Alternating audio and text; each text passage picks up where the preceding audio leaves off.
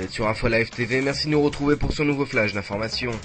L'autorité palestinienne dédommagera-t-elle bientôt les victimes des roquettes Qassam? Un projet de loi en ce sens a été adopté en lecture préliminaire ce mercredi à la Knesset. Présenté par les députés Israël Khasson, d'Israël Beitenu et Limor Livnat du Likoud, cette proposition préconise de déduire les fonds adéquats des sommes prélevées par Israël pour le compte de l'autorité palestinienne.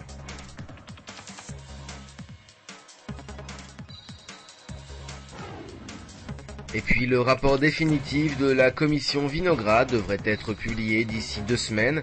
L'enquête sur les dysfonctionnements révélés par la Seconde Guerre du Liban en 2006 ne devrait finalement pas comprendre de recommandations personnelles contre les dirigeants incriminés, ce que dénonce singulièrement l'opposition israélienne. Le Hamas a imposé ce mercredi de nouvelles restrictions aux journalistes de la bande de Gaza. Le mouvement a affirmé que ces mesures étaient nécessaires après les violences survenues lundi à Gaza lors du rassemblement à la mémoire de Yasser Arafat. Selon ce nouveau décret, le gouvernement n'autorisera aucun journaliste ni photographe à travailler s'ils ne sont pas titulaires d'une carte de presse délivrée par les autorités de la bande de Gaza. On poursuit avec une nouvelle affaire de corruption qui s'allie Ehud Olmert. La police a examiné de nouvelles accusations ce jeudi de corruption à l'égard du Premier ministre Ehud Olmert. Ce dernier est suspecté d'avoir reçu illégalement une somme de $100 000 de la part de Shlomi Oz, membre du Likoud, pendant les primaires du parti en 1999. Et puis le consul d'Israël à Los Angeles aux États-Unis appelle le directorium de Walt Disney Corporation à vérifier si le Hamas n'a pas violé les lois basiques de reproduction de droits pour ce qui est de l'utilisation du personnage de Mickey Mouse dans plusieurs programmes diffusés par la chaîne du mouvement terroriste à Gaza. Rappelons que l'icône de Disney sert le Hamas à inciter à la haine des Israéliens et des Juifs. Enfin, pour terminer, une découverte archéologique intéressante puisqu'elle date de la période romaine et se trouve sous les tunnels du mur occidental dans la vieille ville de Jérusalem. Une équipe d'archéologues a en effet mis à jour une ancienne rue pavée datant du 1er siècle de notre ère.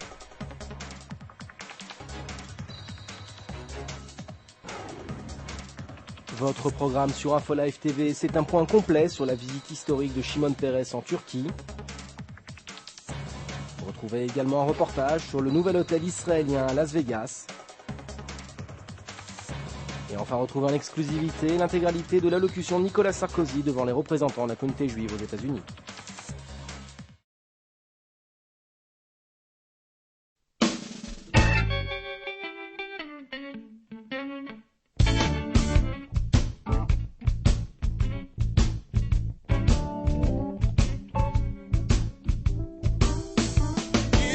Baby, I'm on your side. Get with me, babe. I'm on your side.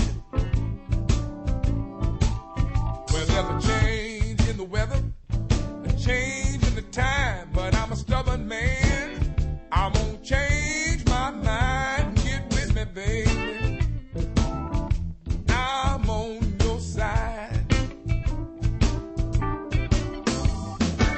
To me, baby, I'm on your side. Yeah, come on, talk to me, baby. Découvrez en avant-première le nouveau service d'InfoLive TV. Recevez gratuitement chaque jour, en vidéo, les informations d'Israël et du Proche-Orient sur votre mobile. Pour vous abonner, entrez sur notre site www.infolive.tv et cliquez sur la bannière Service téléphone mobile. Aujourd'hui, le monde entier parle d'Israël. Mais qui parle d'Israël au monde entier, en temps réel, en 4 langues et en direct de Jérusalem? InfoLive.tv, la première chaîne de télévision internationale israélienne. 24 heures sur 24, 7 jours sur 7, suivez de l'intérieur l'actualité d'Israël et du Moyen-Orient. Des reportages, des interviews, un grand journal et des flash infos en images dès que l'actualité l'exige.